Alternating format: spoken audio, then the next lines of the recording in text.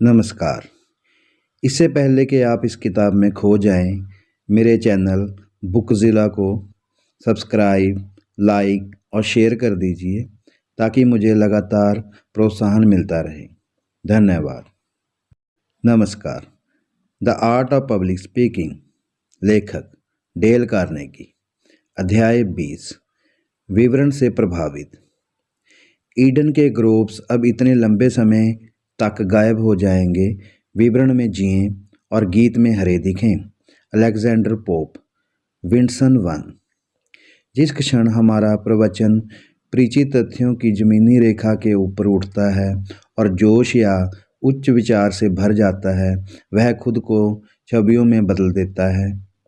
एक व्यक्ति जो गंभीरता से बातचीत कर रहा है, अगर वह अपनी बौद्धिक प्रक्रियाओं को देखता है तो उसके दिमाग में हमेशा एक भौतिक छवि, कमोबेश चमकदार, हर विचार के समसामयिक, जो विचार की पोशाक प्रस्तुत करती है, उत्पन्न होती है।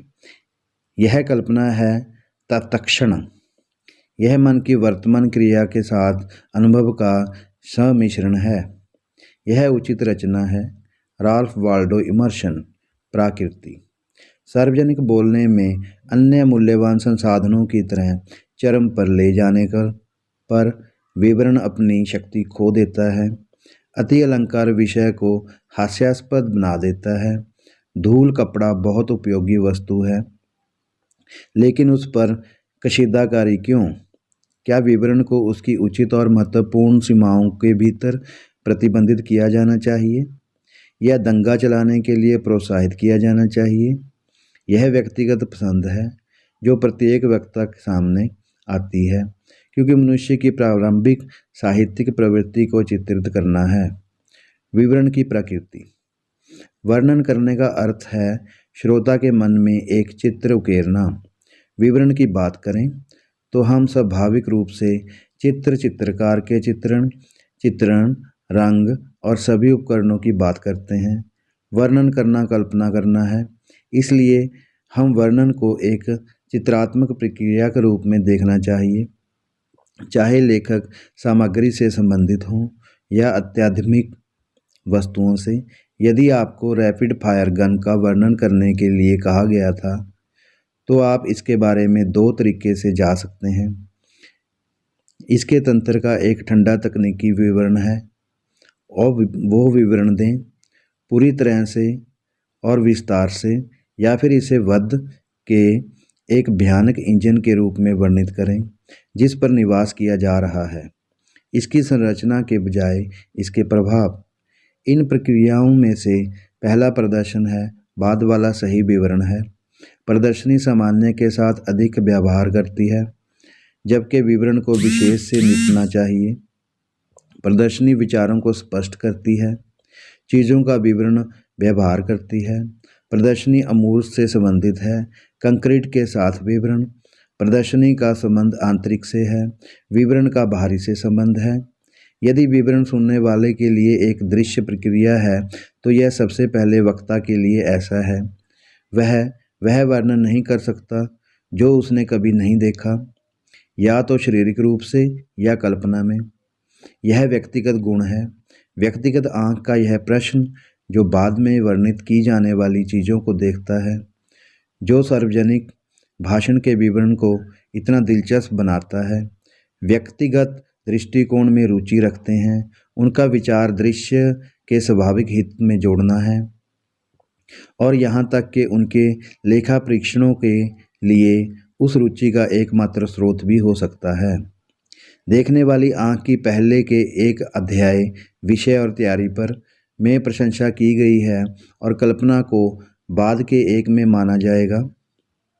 वह दिमाग जो चीज़ों को स्पष्ट रूप से देखने की दोहरी आदत बनाता है, क्योंकि हम भौतिक आँख से ज़्यादा दिमाग से देखते हैं, और फिर इन चीज़ों को फिर से इमेज करने के लिए उन्हें सुनने वालों के दिमाग की आँखों के सामने लाने का उद्देश्य।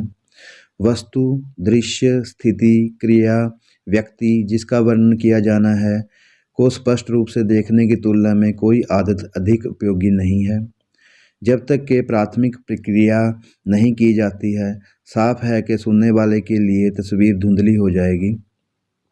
इस प्रकृति के एक काम में हम विवरण के अलंकिक विश्लेषण से संबंधित और इसकी विधियों के साथ जहाँ तक वक्ता के व्यवहारिक उद्देश्य के लिए आवश्यक हो सकता है, इसलिए निम्नलिखित समूह को पूर्ण नहीं माना जाएगा और ना ही यहाँ स्पष्टीकरण के लिए एक शब्द से अधिक जोड़ना आवश्यक होगा। सार्वजनिक वक्ताओं के लिए विवरण वस्तुओं, फिर भी वस्तुओं, गति में, पर्दे, हालत, पूर्वगामी प्रक्रियाओं में से कुछ उदाहरणों में ओवरलैप हो जाएंगे और सभी के अकेले की तुलना में संयोजन में पाए जाने की अधिक संभावना है। जब विवरण केवल सटीक जानकारी देने के लिए अभिप्रेत है, जैसे कि नवीनतम जैपलिन हवाई पोत की उपस्थिति को चित्रित करने के लिए तकनीकी निर्माण को नहीं, इसे वैज्ञानिक विवरण कहा जाता है और यह प्रदर्शनी के समान है। जब एक विशेष छाप बनाने के उद्देश्य से एक मुक्त चित्र प्रस्तुत करने का इरादा होता है तो इसे कल्पनात्मक विवरण कहा जाता है। इन दोनों के साथ सार्वजनिक वक्ता को निपटना पड़ता है, लेकिन अधिक बार बाद के रूप में साथ बयानबाजी करने वाले और भी भेद करते हैं। विवरण के तरीके। सार्वजनिक भाषण में विवरण मुख्य रूप से सुझाव द्वारा होना चाहिए, केवल इसलिए नहीं कि विचारोत्तेजक विवरण इतना अधिक कॉम्पैक्ट और समय बचाने वाला है, बल्कि इसलिए कि यह इतना विशद है। विचारोत्तेजक भाव जितना वे शाब्दिक रूप से कहते हैं उससे कहीं अधिक का अर्थ है। वे श्रोता के दिमाग को विचार और चित्र सुझाते हैं जो वक्ता के सीधे शब्दों के पूरक हैं। जब डिकेंस अपने क्रिसमस कैरल में कहते हैं, मिसेज फैजिविंग, एक विशाल पर्याप्त मुस्कान आई, हमारे दिमाग में इतनी चतुराई से चित्र को पूरा किया, एक सूक्ष्म विस्तृत विवरण की तुलना में बहुत अधिक प्रभावी प्रक्रिया, क्योंकि यह एक छोड़ देता है एकीकृत विशद प्रभाव, और यही हमें चाहिए। यहाँ वर्तमान समय का एक छोटा सा सुझाव दिया गया है। जर्नल ट्रिंकल एक आदमी का एक मोटा औक था, खुरदरा, ठोस और सुरक्षित। आप हमेशा से जानते थे कि उसे कहाँ खोजना है। डिकेंस ने मिस पिक्चर को इस प्रकार प्रस्तुत किया, थोड़ा पिन कुशन, एक छोटी गृहिणी, एक छोटी सी किताब, टेबल और वजन और माप का एक छोटा सा सेट और एक छोटी महिला सभी में। अपने निकरबॉकर न्यूयॉर्क का इतिहास में इरविंग ने राउटर वैन ट्रेलर को एक मजबूत बियर बैल स्किड्स पर खड़ा किया के रूप में चित्रित किया है। आप जिस भी प्रकार के विवरण की उपेक्षा करते हैं, सुझाव की कला में महारत हासिल करना सुनिश्चित करें। विवरण सरल संकेत द्वारा हो सकता है। जब वह चौसर के बारे में कहते हैं तो लोवेल ने इस तरह के चित्रांकन का एक सुखद उदाहरण नोट किया। कभी कभी वह केवल मामूली संकेत से वर्णन करता है, जैसे कि वह तपस्वी खुद को स्थापित करने से पहले बिल्ली को दूर भगाता है। हम और अधिक शब्दों की आवश्यकता के बिना जानते हैं कि उसने सबसे बढ़िया कोने को चुना है। विवरण किसी चीज़ को उसके प्रभावों से चित्रित कर सकता है। जब दर्शक की आंख चकाचौंध हो जाती है और वह उसे रंग देता है। मोज़ले अपने निबंध में कहते हैं, हम एक शानदार वस्तु का विचार बनाते हैं जब उसका चेहरा पीला पड़ जाता है, एक भयानक, उसके त्वरित आश्चर्य और प्रशंसा से हम महान सौंदर्य के विचार का निर्माण करें, उनके मौन विस्मय से, महान ऐश्वर्य से। संक्षिप्त विवरण विशेषण द्वारा हो सकता है। ब्लू आइड, वाइट आर्म्ड, हंसी प्रेमी, अपरांपरिक यौगिक हैं, लेकिन जब होमर ने पहली बार उन्हें छोड़ा तो वे काफ़ी ताज़ा थे। सदियां अभी तक चक्करदार, बेशर्म, 8 स्पोक वाले या शील्ड चिकने सुंदर ब्रेजेन अच्छी तरह से अंकित पर नहीं सुधरी हैं। विल लेविंगटन कंफर्ट की द फाइटिंग डेथ में विशेषण के प्रभावी उपयोग का निरीक्षण करें। जब वह फिलीपीन की झड़प में सैनिकों को एक चट्टान के खिलाफ जोंक के रूप में बोलता है।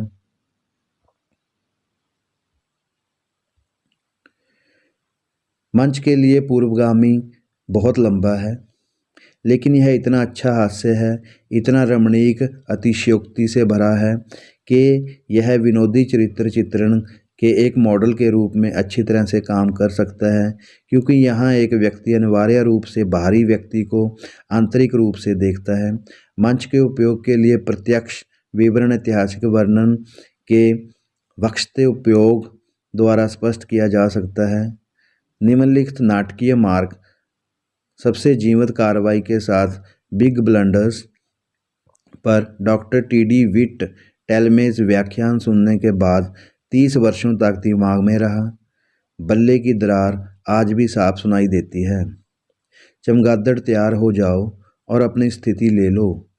अब हमें गेंद दो, बहुत कम, हड़ताल मत करो, बहुत ऊंचा, हड़ताल मत करो, वहाँ यह बिजली की तरह आता है, हड़ताल, दूर वह उगता है, उच्चतर उच्चतर, दाऊद, यह एक और आधार, और तेज, अच्छा, चारों और एक झटके में। उस उल्लेखनीय तरीके का निरीक्षण करें जिसमें व्याख्याता ने स्पीकर दर्शकों और खिलाड़ियों को उत्साही पूरे से पूरे में जोड़ा। जैसे आपने गेंद की डिलीवरी पर 3 ऑन और 2 डाउन के साथ खुद को अपनी सीट पर आगे बढ़ाते हुए पाया है। 9वीं पारी, ध्यान दें कैसे शायद अनजाने में टेलमेज ने होमर की विशिष्ट शैली में दृश्य को चित्रित किया। पहले से ही नहीं हुआ, बल्कि आपकी आंखों के सामने हो रहा है। यदि आपने कई यात्रा वार्ताओं में भाग लिया है तो आप उन दर्दनाक चरम सीमाओं से प्रभावित हुए होंगे जिन पर व्याख्याता जाते हैं। कुछ उल्लेखनीय अपवादों के साथ उनकी भाषा या तो अति अलंकृत या अपरिष्कृत है।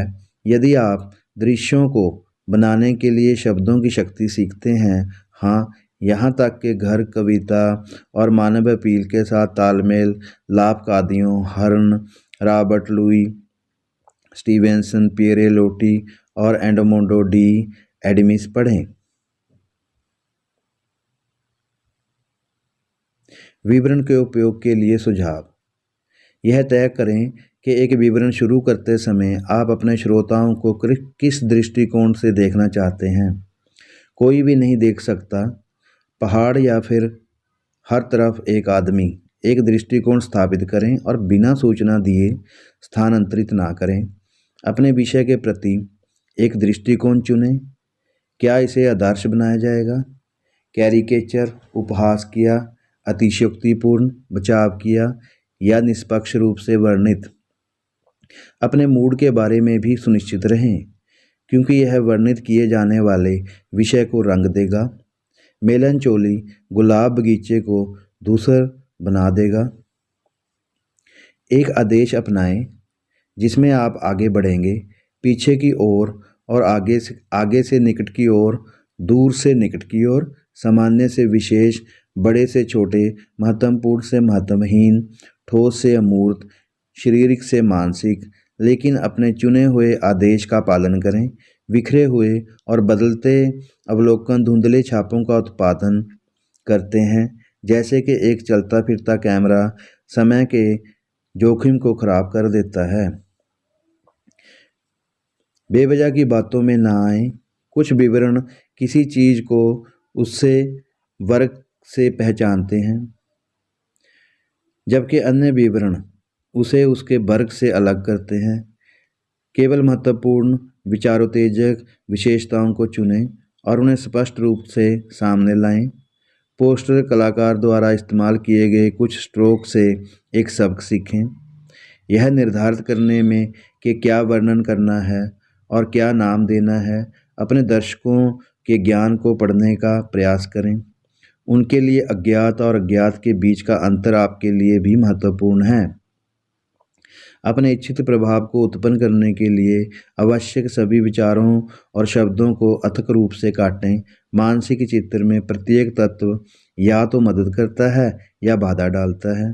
सुनिश्चित करें कि वे बाधा नहीं डालते हैं, क्योंकि वे किसी भी प्रवचन में निष्क्रिय रूप से उपस्थित नहीं हो सकते। अभ्यास के लिए चयन। लोगों के घर। मैं दूसरे दिन वाशिंगटन गया और मैं कैपिटल हिल पर खड़ा था।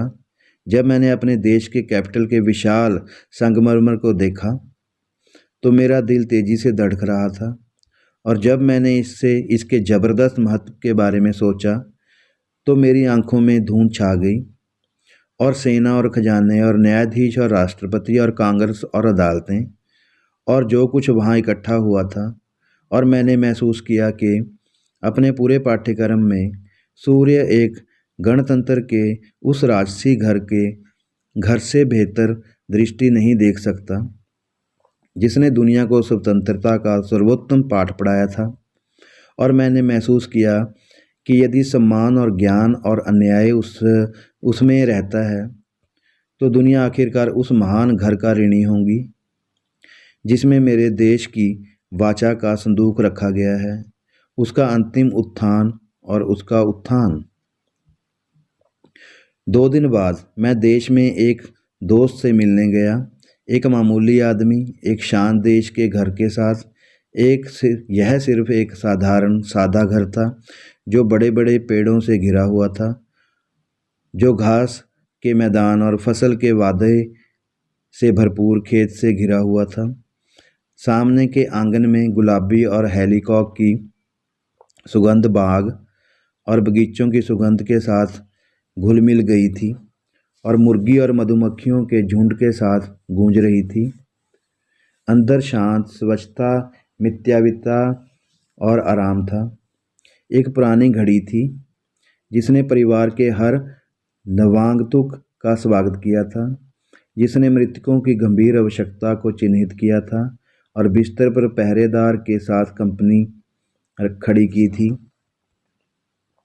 बड़े आरामदेह बिस्तर और पुरानी खुली चिमनी और पुरानी पारिवारिक बाइबल थी जो लंबे समय से हाथों की उंगलियों से थपथपाई गई थी और लंबे समय के बाद बंद आंखों के आंसुओं से भीगी हुई थी। परिवार और परिवार के साधारण इतिहास को पकड़े हुए थी, दिल और घर की अंतरात्मा। बाहर मेरा मित्र स्वामी एक सीधा साधा आदमी खड़ा था जिसकी छत पर कोई गिरवी नहीं थी। उसकी बढ़ती फसलों पर कोई ग्रहण अधिकार नहीं था। अपनी भूमि का स्वामी और समय का स्वामी था। उसका बूढ़ा पिता था, एक बूढ़ा कांपता हुआ आदमी था, लेकिन अपने बेटे के दिल और घर में खुश था। और जैसे ही वे अपने घर के लिए शुरू हुए, बूढ़े व्यक्ति के साथ युवक के कंधे पर गिर गए। वहाँ सम्मानित और आभारी पिता का अकथनीय आशीर्वाद रखा और इसे 5वीं आज्ञा के नाइटहुड के साथ प्रतिष्ठित किया। और जैसे ही वे दरवाजे पर पहुँचे, बूढ़ी माँ अपने चेहरे पर सूर्यास्त के साथ आई और अपनी गहरी धैर्यवान आंखों को रोशन कर रही थी, जबकि उसके होंठ उसके दिल के समृद्ध संगीत के साथ कांपते हुए अपने पति और बेटे का उनके घर के स्वागत करते थे। पर एक गृहिणी थी जो अपने घर की देखभाल में व्यस्त थी, दिल और अंतरात्मा भी की साफ थी। अपने पति की मदद सी। गली में बच्चे आए जो गांवों के पीछे घर आए, अपने घर के घोंसलों को शांत करने वाले पक्षियों के रूप में तलाश रहे थे। और मैंने रात को उस घर पर उतरते देखा जो अनदेखे कबूतर के पंखों की नई धारों से धीरे धीरे गिर रहा था, और बूढ़ा आदमी जबकि एक चौंका हुआ पक्षी जंगल से बुलाया गया था, और पेड़ क्रिकेट की चीख से थपथपा रहे थे और आकाश में तारे झूम रहे थे। अपने परिवार को अपने चारों ओर ले लिया और टेबल से पुरानी बाइबल लेकर बुलाया। उन्हें उनके घुटनों पर छोटा बच्चा अपनी माँ की पोशाक की तहों में छिपा हुआ था, जबकि उसने उसका रिकॉर्ड बंद कर दिया था।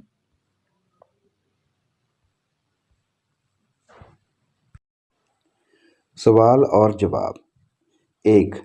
इनमें से किसी एक पर 2 अनुच्छेद लिखिए।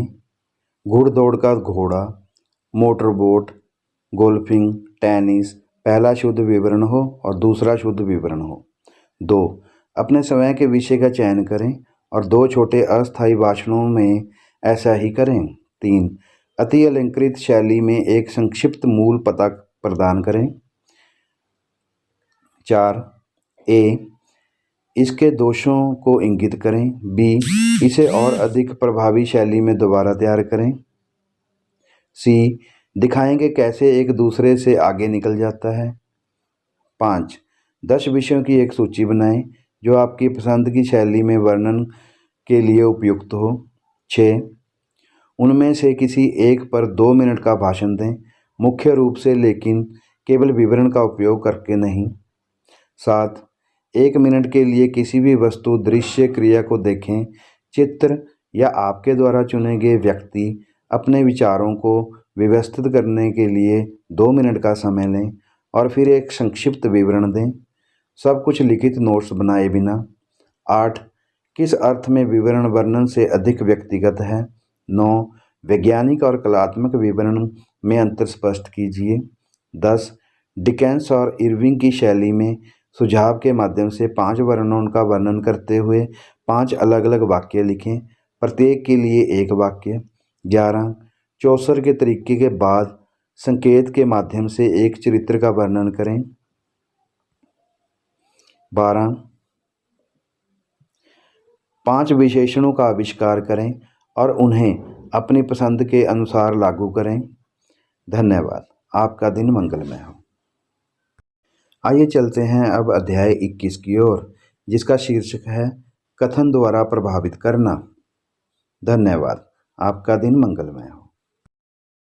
नमस्कार। The art of public speaking, लेखक डेल कार्नेगी।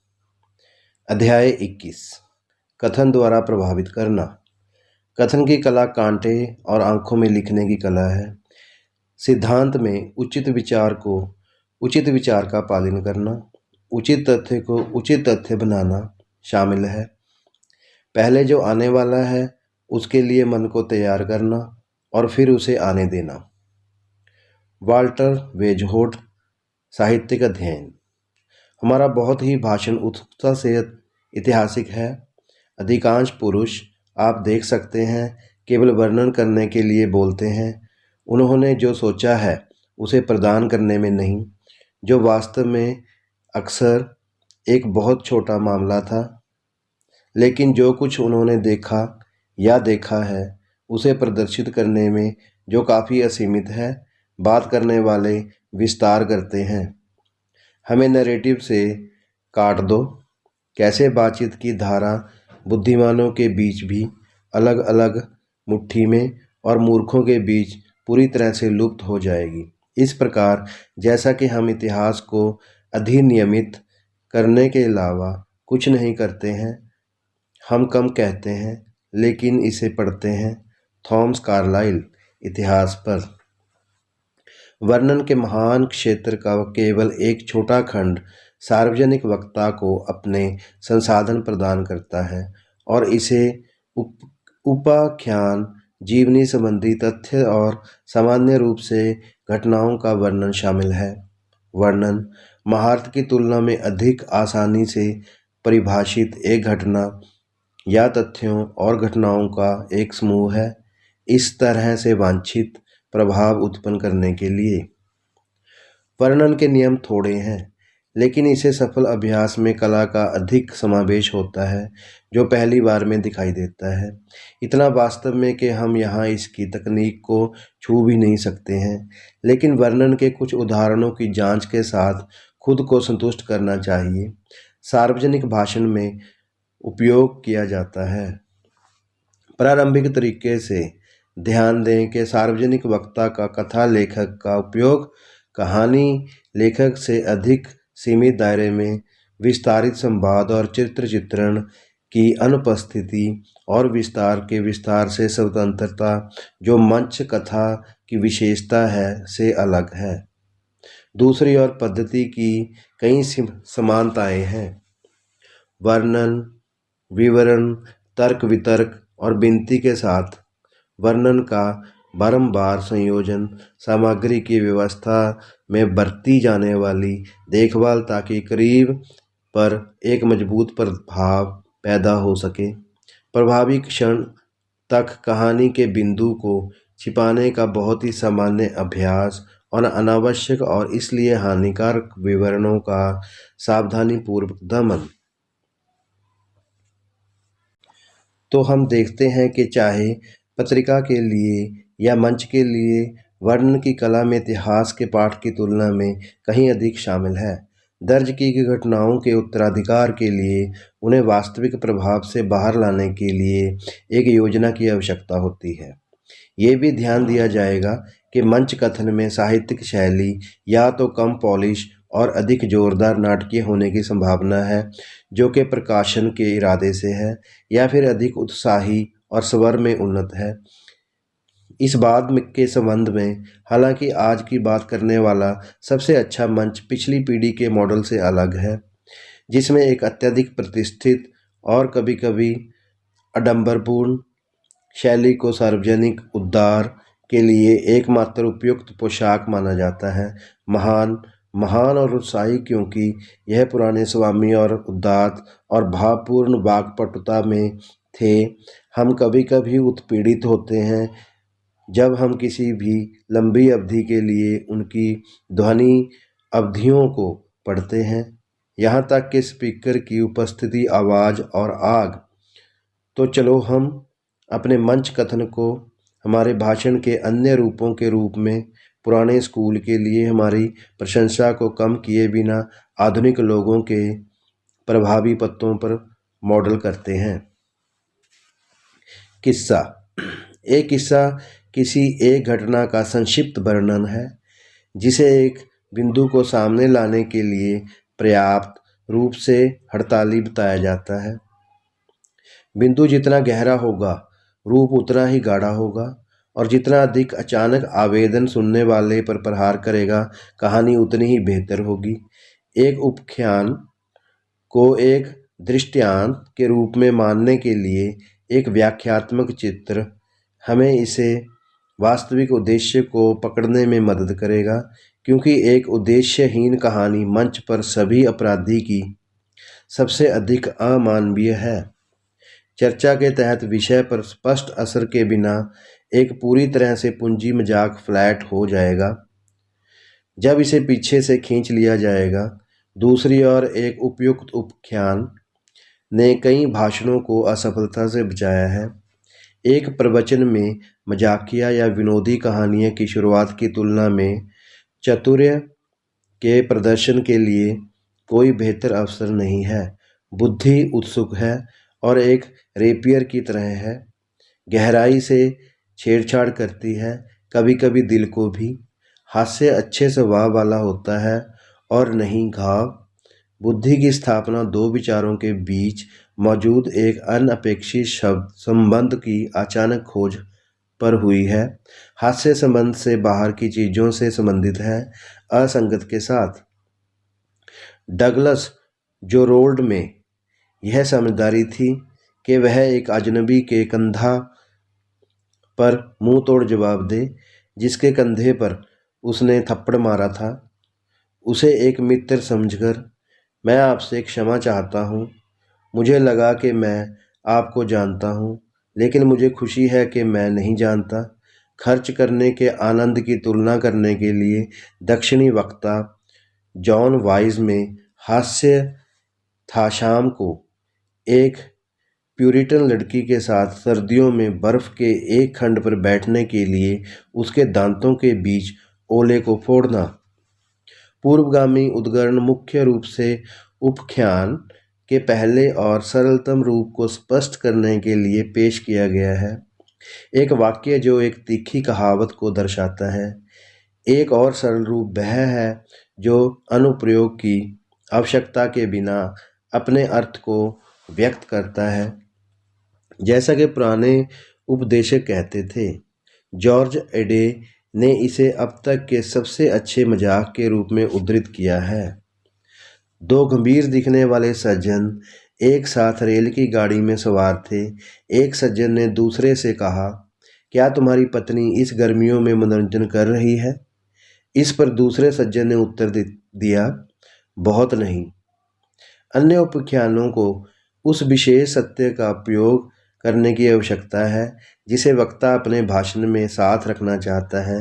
कभी कभी कहानी कहने से पहले आवेदन किया जाता है और दर्शकों को तुलना करने के लिए तैयार किया जाता है, बिंदु दर बिंदु, जैसे कि दृष्टांत में बताया गया है। हेनरी डब्ल्यू ग्रेडी ने इस पद्धति का उपयोग अपने महान सामयिक संबोधन द न्यू साउथ में अपने एक उपाख्यान में किया था। उम्र सभी चीज़ों को ताकत और सद्गुण प्रदान नहीं करती है और ना ही सभी नई चीज़ों को तुच्छ जाना जाता है। शूमेकर जिसने अपना दरवाज़ा जॉन स्मिथ की दुकान 1760 की स्थापना की रखा था, वह सड़क पर अपने युवा प्रतिद्वंदी से मेल खाता था जिसने इस चिन्ह को लटका दिया था। बिल जोन्स 1886 की स्थापना की। इस दुकान में कोई पुराना स्टॉक नहीं रखा गया। सार्वजनिक बोलने का व्यक्तित्व से बहुत कुछ लेना देना है, स्वाभाविक रूप से। इसलिए दिलचस्प तथ्यों के पाठ के बीच उपाख्यानों, साहित्य जीवनी संबंधी विवरणों की एक श्रृंखला का वर्णन स्तुति, स्मारक भाषण, राजनीतिक भाषण, धर्मोपदेश, व्याख्यान और अन्य मंच वितरण में एक बड़ी भूमिका निभाता है। पूरे पत्ते ऐसे जीवनी संबंधी विवरणों से बने हो सकते हैं जैसे मूसा पर एक उपदेश या ली पर एक व्याख्यान। प्रश्न और अभ्यास। 1. किसी भी स्रोत से 10 उपाख्यानों को क्लिक करें और बताएं कि उनका उपयोग किस सत्य को चित्रित करने के लिए किया जा सकता है। 2. इनमें से 5 को बिना कोई आवेदन किए अपनी भाषा में वितरित करें। 3. 10 में से 1 को इस प्रकार दें कि उपाख्यान सुनाने से पहले आवेदन कर दें। 4. एप्लीकेशन को विभाजित करने के लिए दूसरा वितरित करें। 5. कथन के बाद आवेदन के लिए एक और वितरित करें। 6. दूसरे को इस तरह से डिलीवर करें कि एक विशिष्ट एप्लीकेशन को अनावश्यक बना दिया जाए। 7. किसी उपाख्यान का परिचय देने के 3 तरीके बताएं, यह कहकर कि आपने इसे कहाँ सुना है। 8. इस अध्ययन में वर्णित प्रपत्रों का उपयोग करते हुए किसी भी सार्वजनिक चरित्र का पर एक पता दें। 9. किसी ऐतिहासिक घटना पर इसी प्रकार भाषण दें। नमस्कार, धन्यवाद, आपका दिन मंगलमय हो। आइए चलते हैं अब अध्याय 22 की ओर, जिसका शीर्षक है सुझाव से प्रभावित करना। नमस्कार, the art of public speaking. अध्याय 22, सुझाव से प्रभावित करना। कभी कभी यह भावना कि चीज़ों को देखने का एक निश्चित तरीका निश्चित रूप से सही है, मन को बिल्कुल भी सोचने से रोकता है। उन बाधाओं को देखते हुए जो कुछ प्रकार या भावनाएं सोच के रास्ते में आती हैं, यह अनुमान लगाया जा सकता है कि विचारक को आंतरिक जीवन में भावना के तत्व का दमन करना चाहिए। इससे बड़ी कोई गलती नहीं हो सकती थी यदि निर्माता ने मनुष्य को सोचने, महसूस करने और इच्छा करने की शक्ति प्रदान की है, तो मन की इन कई गतिविधियों को संघर्ष में नहीं बताया गया है, और जब तक उनमें से किसी एक को विकृत नहीं किया जाता है या अधिकता से चलने की अनुमति नहीं दी जाती है, यह आवश्यक रूप से दूसरों को उनके सामान्य कार्यों में सहायता और मजबूत करता है। Nathan C Schaefer, Thinking and Learning to Think. जब हम किसी दिए गए विचार के मूल्य का वजन, तुलना और निर्णय लेते हैं तो हम तर्क करते हैं। जब कोई विचार हमारे अंदर कोई विचार या कार्य उत्पन्न करता है तो पहले विचार विमर्श के बिना हम सुझाव से प्रेरित होते हैं। मनुष्य को पहले एक तर्कशील प्राणी माना जाता था जो उसके कार्य को प्राकृतिक तर्क से निष्कर्षों पर आधारित करता था। यह माना जाता था कि एक राय बनाने या अचानक या आचरण के पाठ्यक्रम पर निर्णय लेने से पहले उन्होंने मामले के पक्ष और विपक्ष के कम से कम कुछ कारणों का वजन किया और तर्क की एक कम या ज़्यादा सरल प्रक्रिया का प्रदर्शन किया। लेकिन आधुनिक शोध से पता चलता है कि सच इसके बिल्कुल विपरीत है। हमारी अधिकांश राय और कार्य सचेत का तर्क पर आधारित नहीं है, बल्कि सुझाव का एक परिणाम है। वास्तव में कुछ अधिकारी घोषणा करते हैं कि शुद्ध तर्क का कार्य औसत दिमाग में बहुत दुर्लभ है। अहम फैसले किए जाते हैं। दूरगामी कार्रवाइयाँ मुख्य रूप से सुझाव के बल पर निर्धारित की जाती हैं। ध्यान दें कि सरल विचार और यहाँ तक कि परिपक्व तर्क के लिए मुख्य रूप से शब्द अक्सर दिमाग में स्वीकार किए गए सुझाव का अनुसरण करता है और विचारक प्यार से मानता है कि उसका निष्कर्ष ठंडे तर्क पर आधारित है। प्रश्न और अभ्यास 1। इस अध्याय की विषय वस्तु की रूपरेखा या संक्षिप्त विवरण तैयार करें। 2। इस अध्याय की शिक्षाओं को ध्यान में रखते हुए अपने किसी भी लिखित पते से परिचित को संबोधित करें। 3। सुझाव की शक्ति के 2 मूल उदाहरण दें, जैसा आपने इनमें से प्रत्येक क्षेत्र में देखा है। ए. विज्ञापन, बी. राजनीति, सी. सार्वजनिक भावना। 4। इस अध्याय में दिए गए 2 सिद्धांतों का चित्रण करते हुए विचारोत्तेजक भाषण के मूल उदाहरण दें। 5।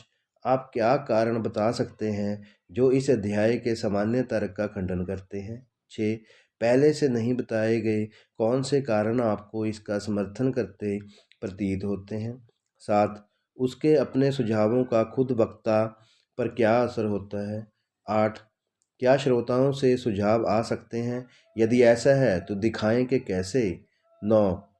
परिशिष्ट में दिए गए भाषणों में सुझाव के 2 उदाहरणों का चयन करें। 10। सुझाव का अधिक प्रभावी ढंग से उपयोग करने के लिए उसी या अन्य भाषणों में किन्हीं 2 अंशों को बदलें। 11। उन अंशों को संशोधित रूप से वितरित करें। 12। अपने विषय का चयन करते हुए एक संक्षिप्त भाषण तैयार करें और मोटे तौर पर विचारोत्तेजक शैली में दें। धन्यवाद। आपका दिन मंगलमय हो। आइए चलते हैं अध्याय 23 की ओर, जिसका शीर्षक है तर्क द्वारा प्रभावित करना। नमस्कार। The art of public speaking, लेखक डेल कार्नेगी। अध्याय 23, तर्क द्वारा प्रभावित करना। सामान्य ज्ञान मानव जाति का सामान्य ज्ञान है। यह सामान्य अवलोकन और अनुभव का उत्पाद है। यह मामूली, सादा और अपकृत है। वह सबकी आंखों से देखता है और सबके कानों से सुनता है। इसमें कोई जटिल भेद नहीं है, कोई उलझन नहीं है और कोई रहस्य नहीं है। यह कभी भी समरूप नहीं होता है और कभी भी छोटा नहीं होता है। इसकी भाषा हमेशा बोधगम्य होती है। इसे वाणी की स्पष्टता और उद्देश्य की एकरूपता से जाना जाता है। George Jacob Holyoake, public speaking and debate. अधिकांश युवा वक्ताओं के लिए तर्क का नाम ही कमाल का है, लेकिन जैसे ही उन्हें पता चलता है कि इसकी प्रक्रियाएं भले ही सबसे जटिल हों, सामान्य ज्ञान द्वारा लागू किए गए सत्य के केवल तकनीकी बयान है, यह अपने भय को खो देगा। वास्तव में तर्क एक आकर्षक विषय है जो सार्वजनिक वक्ता के अध्ययन के लायक है, क्योंकि यह उन सिद्धांतों की व्याख्या करता है जो तर्क और प्रमाण के उपयोग को नियंत्रित करते हैं। तर्क वितर्क तर्क के माध्यम से दृढ़ विश्वास पैदा करने की प्रक्रिया है। दृढ़ विश्वास पैदा करने के अन्य तरीके हैं, विशेष रूप से सुझाव, जैसा कि हमने अभी दिखाया है। लेकिन कोई भी साधन इतना ऊंचा सम्मान के योग्य नहीं है जितना कि किसी विवाद के समर्थन में ठोस कारण जोड़ना। क्योंकि किसी विषय पर निष्पक्ष रूप से विचार विमर्श करने का दावा करने से पहले किसी विषय के एक से अधिक पक्षों पर विचार किया जाना चाहिए। हमें 2 पहलुओं के तहत तर्क के बारे में सोचना चाहिए। एक, तर्क का निर्माण करना और एक तर्क को तोड़ना, यानी आपको न केवल अपने तर्क की संरचना की स्थिरता की जांच करनी चाहिए ताकि यह उस पर प्रस्ताव का समर्थन कर सकें जिसे आप जांचना चाहते हैं, और फिर भी इतना मजबूत हो कि इसे विरोधियों द्वारा उखाड़ फेंकना या उखाड़ फेंका ना जा सके। बल्कि आपको पता लगाने के लिए भी उत्सुक होना चाहिए तर्क में दोष है कि आप उन लोगों के कमज़ोर तर्कों को ध्वस्त करने में सक्षम होंगे जो आपके खिलाफ बहस करते हैं। जॉर्ज पी बेकर के द प्रिंसिपल ऑफ आर्ग्यूमेंटेशन और जॉर्ज जैकब होलिके के पब्लिक स्पीकिंग एंड डिबेट जैसे उत्कृष्ट कार्यों के लिए मिनट और तकनीकी चर्चा को छोड़कर हम केवल आमतौर पर तर्क वितर्क पर विचार कर सकते हैं। कोई भी अच्छा कॉलेज बयानबाजी भी इस विषय पर मदद देगी। खासकर जॉन फ्रैंकलिन जेनंग और एडम शेरमैन हिल के काम छात्र से आग्रह करते हैं कि वह इनमें से कम एक पाठ से परिचित हो जाएं। यह आशा की जाती है कि प्रश्नों की निम्नलिखित श्रृंखला एक तिहरे उद्देश्य की पूर्ति करेगी। प्रमाण के रूपों को एक साथ उन तरीकों से के साथ सुझाना जिसमें उनका उपयोग किया जा सकता है। स्पीकर को अपने तर्कों की ताकत का परीक्षण करने में मदद करने के लिए, और वह स्पीकर को अपने प्रतिद्वंदी के तर्कों पर उत्सुकता और न्याय दोनों के साथ हमला करने में सक्षम बनाता है। एक तर्क का परीक्षण। चर्चा के तहत प्रश्न 1, क्या यह स्पष्ट रूप से कहा गया है? क्या कथन की शर्तों का मतलब प्रत्येक विवादकर्ता के लिए समान है? उदाहरण के लिए, सज्जन शब्द का अर्थ परस्पर सहमत नहीं हो सकता है। B, क्या इससे उद्देश्य के बारे में भ्रम पैदा होने की संभावना है? 2, क्या यह निष्पक्ष रूप से कहा गया है? A, क्या इसमें पर्याप्त शामिल है? B, क्या इसमें बहुत अधिक शामिल है? C, क्या यह कहा गया है ताकि एक जाल शामिल हो? 3, क्या यह एक विचारणीय प्रश्न है? 4, पूरे प्रश्न में मुख्य बिंदु क्या है? 5, अधीनस्थ बिंदु क्या है?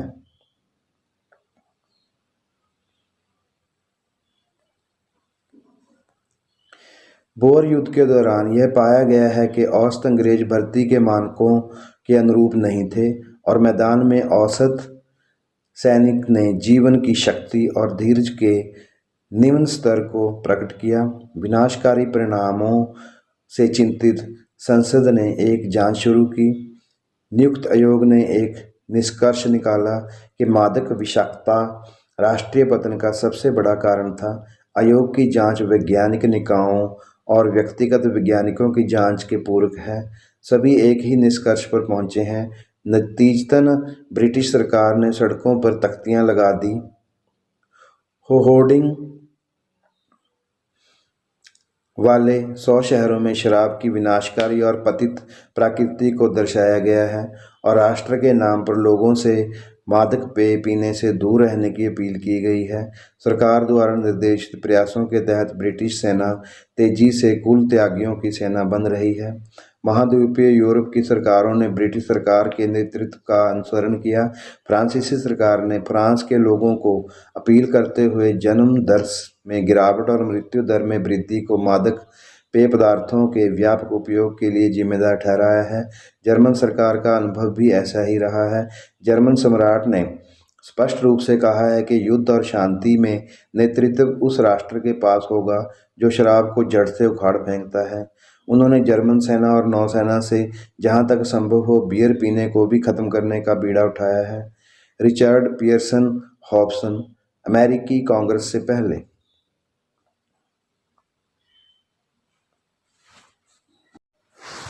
चूंकि सबूत का भार उस पर होता है जो किसी पद पर हमला करता है या मामलों में बदलाव के लिए तर्क देता है, उसके प्रतिद्वंदी को बहस के अपने हिस्से का संचालन करने की संभावना कैसे होगी?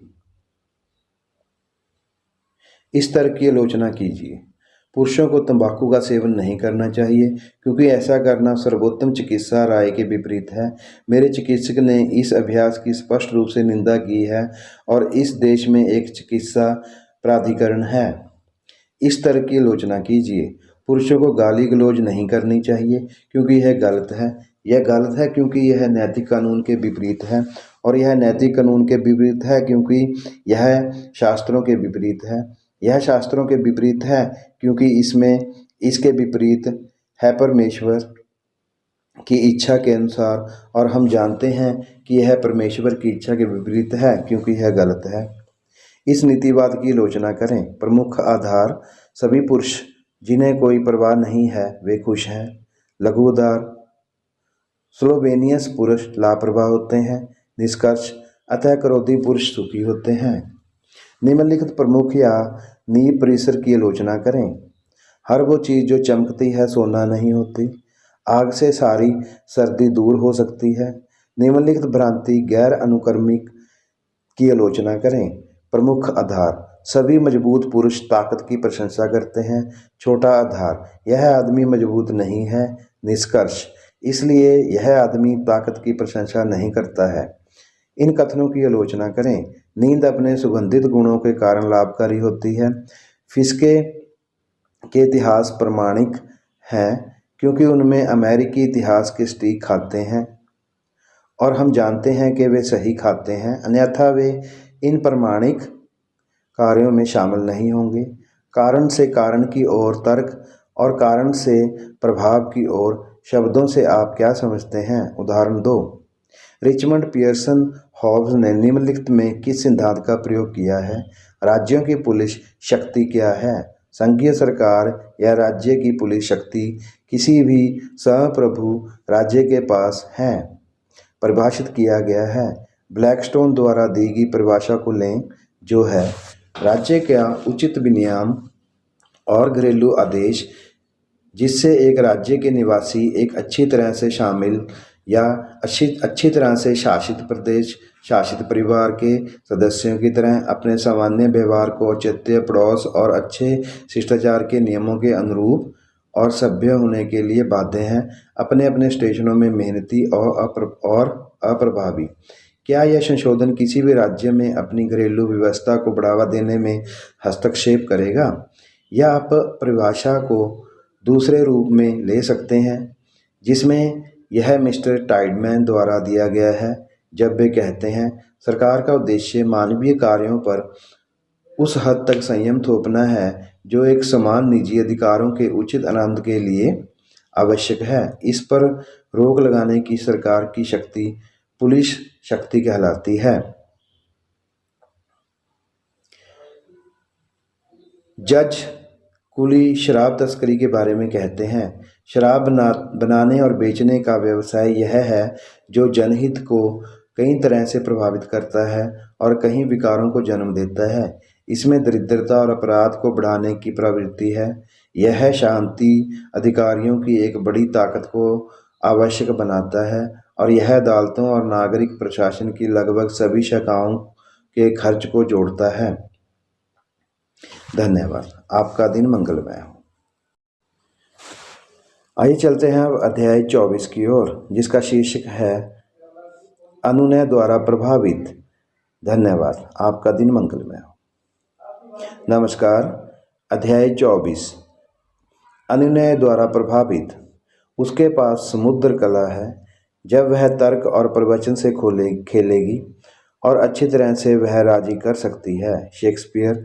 माप के लिए उपाय। उसे हम एक कलाकार कहते हैं जो एक पियानो की चाबियों पर एक मास्टर के रूप में पुरुषों की एक सभा में खेलेंगे, जो लोगों को क्रोधित देखकर उन्हें नर्म करेगा और उन्हें रचना करेगा।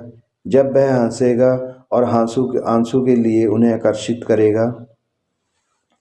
उसे अपने दर्शकों के पास लाओ, और वे जो भी हो सकते हैं, मोटे या परिष्कृत, प्रसन्न या अप्रसन्न, क्रोधी या जंगली, एक विश्वास पात्र को रखने में उनकी राय के साथ या उनके बैंक तिजोरियों में उनकी राय के साथ वह उन्हें प्राप्त करेगा। प्रसन्न और विनोदी जैसा वह चुनता है, और जो कुछ वह उनसे कहेगा वे उठाएंगे और उस पर अमल करेंगे। राल्फ वाल्डो इमर्सन पर निबंध वागिमता। किसी भी अन्य प्रकार के भाषण की तुलना में अनुनय द्वारा अधिक अच्छा और अधिक बीमार किया गया है। यह श्रोता द्वारा महत्वपूर्ण माने जाने वाले किसी विशेष हित के लिए अपील के माध्यम से प्रभावित करने का प्रयास है। इसका उद्देश्य उच्च या निम्न, निष्पक्ष या अनुचित, ईमानदार या बेईमान, शांत या भावुक हो सकता है और इसलिए सार्वजनिक बोलने में इसका दायरा अद्वितीय है। मैथ्यू आर्नोल्ड की अभिव्यक्ति का उपयोग करने के लिए यह दृढ़ विश्वास स्वाभाविक रूप से एक जटिल प्रक्रिया है जिसमें आमतौर पर तर्क शामिल होता है और अक्सर सुझाव को नियोजित करता है। जैसा कि अगले अध्याय में दिखाया जाएगा, वास्तव में नाम के योग्य बहुत कम सार्वजनिक बोलने वाला है और जो कुछ हद तक प्रेरक नहीं है, क्योंकि पुरुष शायद ही कभी अकेले बोलते हैं। पुरुषों की राय को बदलने के लिए उल्टा उद्देश्य लगभग हमेशा कार्रवाई होता है। अनुनय की प्रकृति केवल बौद्धिक नहीं है बल्कि काफ़ी हद तक भावनात्मक है। यह सार्वजनिक बोलने के हर सिद्धांत का उपयोग करता है और हर प्रवचन के रूप का उपयोग बयानबाजी की अभिव्यक्ति का उपयोग करने के लिए करता है, लेकिन विशेष अपील द्वारा पूरक तर्क इसकी विशिष्ट गुणवत्ता है। यह हम सबसे अच्छी तरह से जांच कर देख सकते हैं। अनुनय के तरीके। उच्च दिमाग वाले वक्ता अक्सर अपने श्रोताओं को उनके उच्चतम उद्देश्यों जैसे कि स्वतंत्रता के प्यार के लिए अपील करके कार्रवाई के लिए प्रेरित करना चाहते हैं। सीनेटर होर ने फिलिपीन प्रश्न पर कार्रवाई के लिए अनुरोध करते हुए इस पद्धति का इस्तेमाल किया। आपके आदर्शों और आपकी भावुकता से आने वाली व्यवहारिक राजनीति क्या कर रही है? आपने लगभग 600 करोड़ का खजाना बर्बाद किया है। आपने लगभग 10,000 अमेरिकी जीवन का बलिदान दिया है। हमारे युवाओं का फूल आपने प्रांतों को तबाह कर दिया है। आपने उन हजारों लोगों को बेशुमार मार डाला है जिन्हें आप लाभान्वित करना चाहते हैं। आपने ध्यान शिविरों की स्थापना की है। आपके सेनापति अपनी फसल से घर आ रहे हैं। अपने साथ हजारों बीमार और घायल और पागल के आकार में शरीर और दिमाग में बर्बाद दुखी जीवन को बाहर निकालने के लिए अपने साथ ला रहे हैं। आप कई लोगों की नज़र में अमेरिकी ध्वज को, ईसाई चर्चाओं को अपवित्रता पर प्रतीक बनाते हैं और मानव आवासों को जलाते हैं और पानी की यातना की भयावहता का प्रतीक है। जॉर्ज वाशिंगटन और इब्राहिम लिंकन या क्रांति या गृह युद्ध के सैनिकों को मॉडल के रूप में लाने का तिरस्कार करने वाली आपकी व्यवहारिक राजनीति ने कुछ मामलों में आपके उदाहरण के लिए स्पेन को देखा है। मुझे विश्वास है नहीं, मुझे पता है कि सामान्य तौर पर हमारे अधिकार और सैनिक मानवीय होते हैं, लेकिन कुछ मामलों में उन्होंने अमेरिकी चतुराई और कैस्टिलियन क्रूरता में मिश्रण के साथ आपके युद्ध को आगे बढ़ाया है। आपकी व्यवहारिक राजनीति कौशल को परिवर्तित करने में सफल रही है। जो लोग 3 साल पहले अमेरिकी के परिधान के शीर्ष को चूमने के लिए तैयार थे और एक मुक्तिदाता के रूप में उनका स्वागत करने के लिए, जो आपके आदमियों के बाद जब वे उन द्वीपों पर उतरे, आशीर्वाद और कृतज्ञता के साथ उदास और अपूरणीय शत्रुओं में आ गए, एक नफरत की जिसे सदियों मिटा नहीं सकती। अध्यक्ष महोदय, यह मानव स्वभाव का एक शाश्वत नियम है। आप इसके खिलाफ संघर्ष कर सकते हैं, आप इससे बचने की कोशिश कर सकते हैं, आप खुद को समझा सकते हैं कि आपके इरादे नेक हैं। आपका जुआ आसान होगा और आपका बोझ हल्का होगा, लेकिन यह फिर से खुद पर जोर देगा। शासित की सहमति के बिना सरकार वह अधिकार जिसे स्वर्ग ने कभी नहीं दिया केवल उस माध्यम से समर्पित हो सकता है जिसे स्वर्ग कभी मंजूरी नहीं दे सकता। अमेरिकी लोगों के पास इस एक सवाल का जवाब है। वे अब इसका उत्तर दे सकते हैं। उन्हें इसके बारे में सोचने में 10 साल या 20 साल या एक पीढ़ी या एक सदी लग सकती है, लेकिन नीचे नहीं होगा। उन्हें अंत में इसका उत्तर देना होगा। क्या आप कानूनी रूप से पैसे से खरीद सकते हैं या हथियारों के क्रूर बल से एक अनिच्छुक लोगों को अधीनता में रखने का अधिकार प्राप्त कर सकते हैं और उन पर आप जैसा संविधान लागू कर सकते हैं, ना कि वे जो सबसे अच्छा सोचते हैं।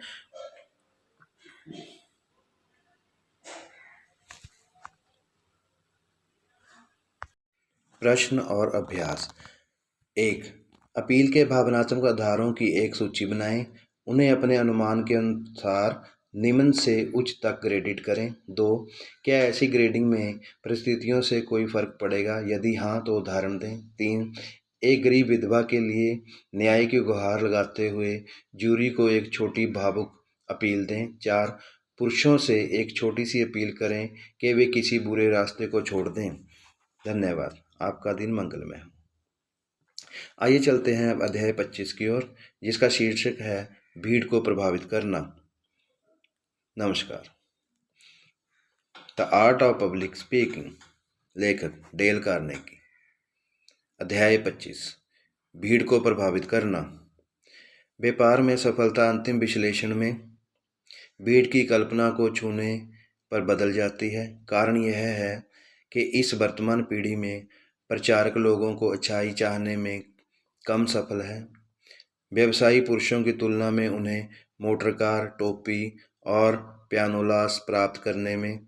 यह है कि एक वर्ग के रूप में व्यवसायी मानव प्रकृति के अधिक करीबी और हताश छात्र हैं और भीड़ की कल्पनाओं को छूने की कला के लिए कड़ी मेहनत की है। गोराल्ड स्टेनली। जुलाई 1914 की शुरुआत में पेरिस में फ्रांसीसी या बर्लिन में जर्मनों का एक संग्रह मनोवैज्ञानिक अर्थों में भीड़ नहीं थी। प्रत्येक व्यक्ति ने अपने विशेष हित और ज़रूरतें थी और उन्हें एकजुट करने के लिए कोई शक्तिशाली सामान्य विचार नहीं था। एक समूह तब केवल व्यक्तियों के संग्रह का प्रतिनिधित्व करता था। एक महीने बाद फ्रांसीसी या जर्मनों के किसी भी संग्रह ने भीड़ का गठन किया। देशभक्ति, नफरत, एक सामान्य भय, एक व्यापक दुख ने व्यक्तियों को एकजुट किया। भीड़ का मनोविज्ञान इसे बनाने वाले व्यक्तिगत सदस्यों के मनोविज्ञान से बहुत अलग है। भीड़ एक अलग इकाई है। व्यक्ति अपने कई आवेगों को कारण के निर्देश पर संयमित और वश में करते हैं। भीड़ कभी तर्क नहीं करती, यह केवल महसूस होता है। व्यक्तियों के रूप में हमारे कार्यों से जिम्मेदारी की भावना जुड़ी होती है, जो हमारे कई उत्तेजनाओं को रोकता है। लेकिन जिम्मेदारी की भावना भीड़ में इसकी संख्या के कारण खो जाती है। भीड़ अत्यधिक विचारोत्तेजक है और उस पर कार्रवाई करेगी बेतहाशा और सबसे चरम विचार। भीड़ दिमाग आदिम है और योजनाओं को खुश करेगा और ऐसे कार्य करेगा जिन्हें इसके सदस्य पूरी तरह से अस्वीकार कर देंगे। भीड़ केवल अत्यधिक गढ़ी हुई भीड़ होती है। रस्किन का विवरण उपयुक्त है। आप किसी भी चीज़ में भीड़ से बात कर सकते हैं। उसकी भावनाएं हो सकती हैं, आमतौर पर सामान्य रूप से उदार और सही, लेकिन इसका उनके लिए कोई आधार नहीं है, ना ही उन्हें पकड़। आप इसे छोड़ सकते हैं या गुदगुदी कर सकते हैं। आपकी खुशी पर कुछ भी। यह संक्रमण से सोचता है, अधिकांश भाग के लिए ठंड की तरह एक राय को पकड़ता है और ऐसा कुछ भी नहीं है जो खुद के बारे में जंगली दहाड़ ना करे। जब फिट हो तब कुछ भी इतना अच्छा नहीं होगा, लेकिन यह भूल जाएगा 1 घंटे में जब फिट बीत चुका होगा। इतिहास हमें दिखाएगा कि भीड़ मन कैसे काम करता है। मध्ययुगीन दिमाग तर्क के लिए नहीं दिया गया था। मध्ययुगीन व्यक्ति ने अधिकार के उच्चारण को बहुत महत्व दिया। उनके धर्म ने मुख्य रूप से भावनाओं को छुआ। इन परिस्थितियों ने भीड़ मन के प्रसार के लिए एक समुद्र मिट्टी प्रदान की। जब 11वीं शताब्दी में भिक्षुओं द्वारा ध्वजारोहण, एक स्वैच्छिक आत्मनिंदा का प्रचार किया गया था, सुधारकों द्वारा प्रायश्चित स्रोत का पाठ करने के लिए ध्वजारोहण को प्रतिस्थापित करने की वकालत की गई थी। एक पैमाना तैयार किया गया था जिसमें 10 स्रोत के बराबर 1000 स्ट्रोक या पूरे भजन के लिए 15,000 थे। एक संग छलांग और भीड़ में फैल गई। ध्वजवाहक बिरादरी उभरी। बैनर लेकर पुजारी सड़कों पर बड़े जुलूसों का नेतृत्व करते हुए प्रार्थना कर रहे थे और लोहे के 4 बिंदुओं से सज्जित चमड़े के पेटी के साथ अपने खूनी शरीर को मार रहे थे। उन्माद को उखाड़ने से पहले इन जुलूसों के कई नेताओं को दांव पर लगाना पड़ा। पूरे पश्चिमी और मध्य यूरोप को धर्म योद्धाओं के उपदेश से भीड़ में बदल दिया गया था और शांति के राजकुमार के लाखों अनुयायी अन्य जातियों को मारने के लिए पवित्र भूमि पर पहुंचे। यहाँ तक कि बच्चों ने भी सर्केन्स के खिलाफ धर्मयुद्ध शुरू कर दिया। भीड़ की भावना इतनी प्रबल थी कि उसके खिलाफ घरेलू स्नेह और अनुन्याय प्रबल नहीं हो सका और पवित्र कब्र तक पहुंचने और उसे छुड़ाने के उनके प्रयासों में हजारों मातृ शिशुओं की मृत्यु हो गई। 18वीं शताब्दी के आरंभ में इंग्लैंड में साउथ सी कंपनी की स्थापना हुई। ब्रिटेन अति लाभ की आशा से होने वाले व्यापार की मंडली बन गया। साउथ सी कंपनी में स्टॉक जनवरी में 128-1/2 अंक से बढ़कर मई में 550 हो गया और जुलाई में 1000 का स्कोर किया। इस प्रीमियम पर 5 मिलियन शेयर बेचे गए। अटकलों ने हंगामा किया। सैकड़ों कंपनियों का आयोजन किया गया। एक का गठन सतत गति के पहिए के लिए किया गया था। एक अन्य ने अपने ग्राहकों से नकद लेने के लिए कोई कारण बताने में कभी भी परेशान नहीं किया। उसने केवल यह घोषणा की कि यह एक डिजाइन के लिए आयोजित किया गया था जिसे बाद में प्रख्यापित किया जाएगा। मालिकों ने बेचना शुरू कर दिया। भीड़ ने सुझाव को पकड़ लिया। एक दहशत फैल गई। साउथ सी कंपनी का स्टॉक कुछ ही दिनों में 800 अंक गिर गया और उन्मादी अटकलों ने कि इस युग में $1 अरब से अधिक का बाष्पीकरण हुआ। सलेम में चुड़ैलों का जलना, क्लोंडाइक सोने की सनक और 1913 में संयुक्त राज्य अमेरिका में भीड़ द्वारा मारे गए 48 लोग अमेरिका में हजारों के लिए परिचित उदाहरण हैं। भीड़ के पास एक नेता होना चाहिए। भीड़ या भीड़ का नेता इसका निर्धारण कारक होता है। वह इस विचार से आत्मसमोहित हो जाता है कि उसके सदस्यों को एकजुट करना है। उसका उत्साह संक्रामक है और ऐसा ही उनका है। भीड़ उसके सुझाव के अनुसार काम करती है।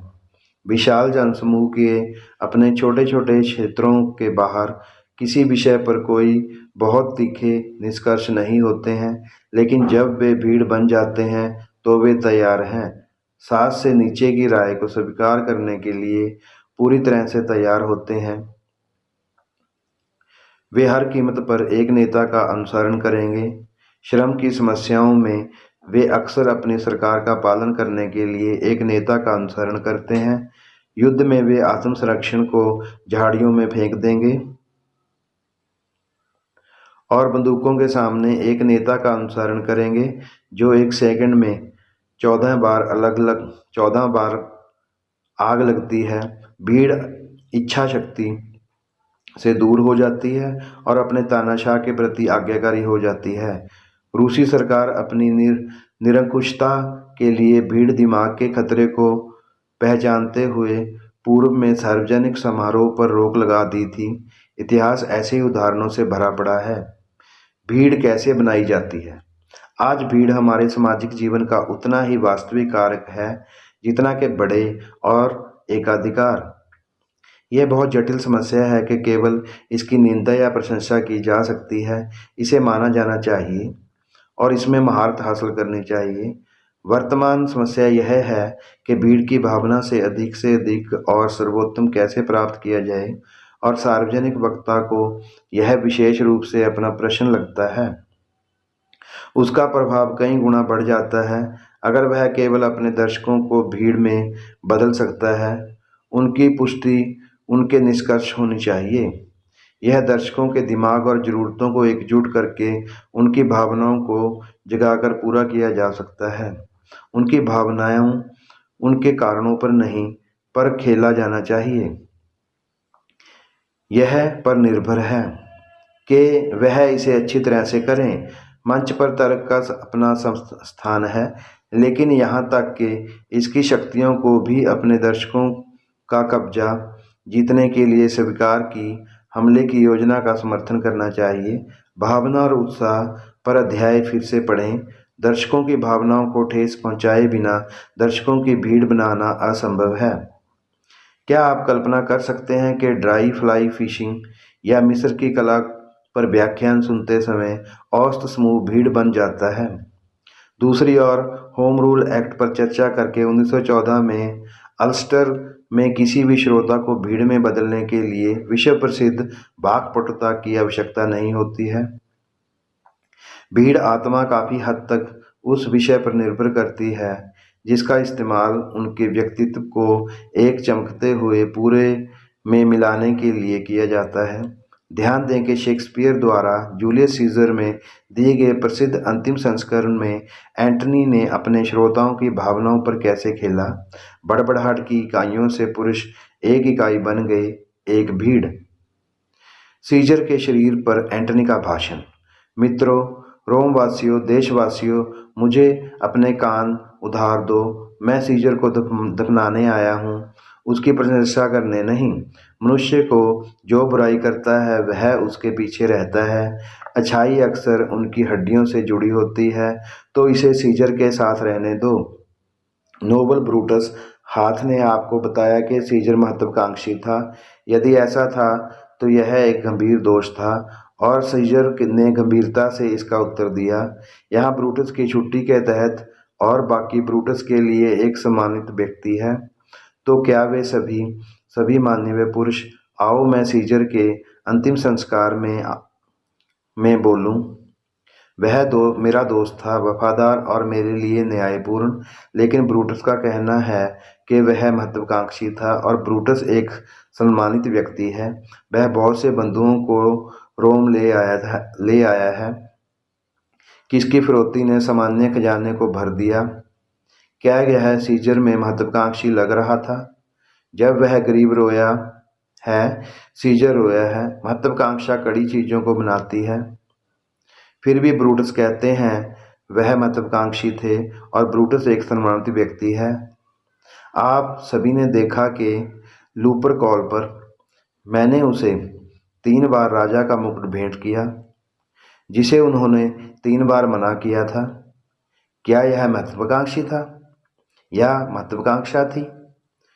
फिर भी ब्रूटस का कहना है कि वह महत्वाकांक्षी था और निश्चित रूप से वह एक सम्मानित व्यक्ति है। मैं ब्रूटस ने जो कहा उसका खंडन नहीं करने के लिए बोलता हूँ, लेकिन यहाँ मैं बोल रहा हूँ जो मैं जानता हूँ। तुम सब ने उसे एक बार प्यार किया था, अकारण नहीं। फिर किस कारण से तुम उसके लिए शोक मनाओगे? हे न्याय, तुम पशुओं के पास भाग गया और मनुष्य अपनी बुद्धि खो चुके हैं। मेरे साथ रहो। मेरा दिल सीजर के साथ ताबूत में है और मुझे तब तक रुकना चाहिए जब तक यह मेरे पास वापस न आ जाए। वह रोता है। 1. प्लेबियन मैथिंग्स, उनकी बातों में बहुत कारण है। 2. पीएल, यदि आप इस मामले पर ठीक से विचार करते हैं, सीजर ने बहुत गलत किया है। 3. पीएल, क्या वह स्वामी? मुझे डर है कि उसकी जगह कोई और बुरा ना आएगा। 4.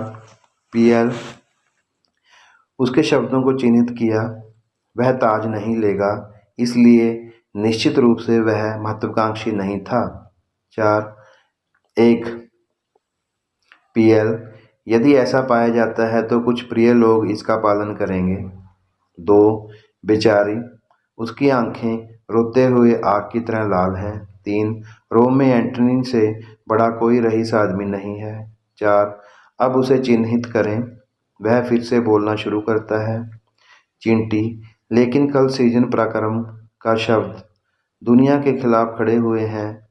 अब वह वहीं पड़ा है और कोई इतना गरीब नहीं है कि उसकी श्रद्धा करे।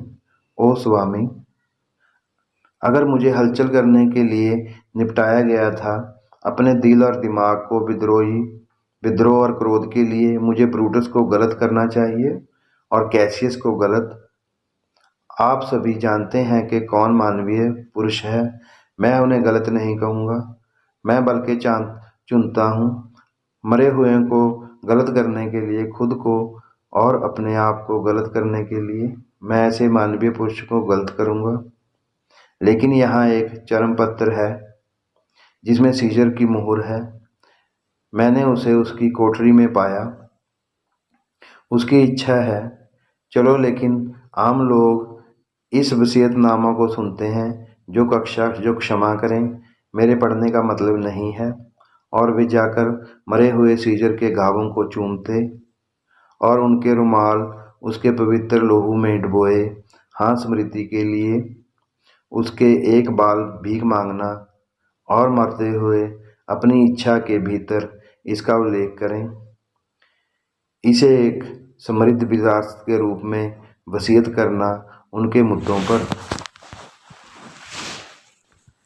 तितर बितर दर्शकों में उत्साह जगाना उतना ही कठिन है जितना कि बिखरी हुई लाठियों से आग लगाना। भीड़ में परिवर्तित होने के लिए दर्शकों को इस रूप में दिखाना होगा। ऐसा तब नहीं किया जा सकता जब वे बैठने की एक बड़ी जगह पर फैले हुए हों, या जब कई खाली बेंच स्पीकर को उसके श्रोताओं से अलग कर दें। अपने दर्शकों को कम्पैक्ट रूप से बिठाएं। कितने प्रचारकों ने उस विशाल भवन पर शोक व्यक्त किया है जिस पर आमतौर पर एक बड़ी मंडली होती है, जो रविवार के बाद रविवार को ठंडे एकांत में बिखरी हुई है। बिशप ब्रुक्स स्वयं रोम में सेंट पीटर की विशालता में बैठे 1000 आत्माओं की एक मंडली को प्रेरित नहीं कर सकते थे। उस विशाल अभय में वह केवल महान अवसरों पर ही होता है जो बड़ी संख्या में लोगों को बाहर लाता है, कि सेवा उच्च वेदी के सामने होती है। अन्य समय में छोटे साइज चैपल का उपयोग किया जाता है। भीड़ वातावरण बनाने में मदद की भावना से